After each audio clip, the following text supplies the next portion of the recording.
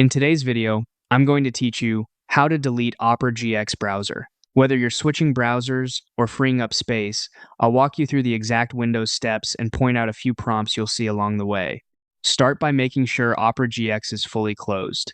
Save anything you're working on, then close the window.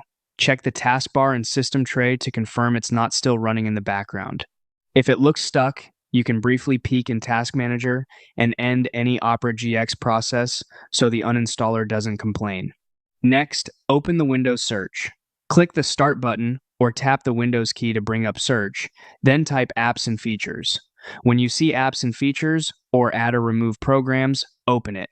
This is where Windows manages installed apps. In the Apps and Features window, use the search box to find Opera GX. Type Opera GX, and you should see it appear in the list. Click the entry to expand the options. Choose Uninstall. Windows may ask you to confirm by clicking Uninstall again, and you might see a User Account Control prompt. Select Yes to continue. The Opera GX uninstaller will open. Follow the on-screen instructions to proceed. If you're asked whether to remove user data such as browsing history, extensions, and cached files, choose what fits your situation. Keep data if you plan to reinstall and want your settings intact. Remove it if you want a completely clean slate. Continue through any remaining prompts until the process finishes. Give it a moment. Progress bars may pause briefly, which is normal.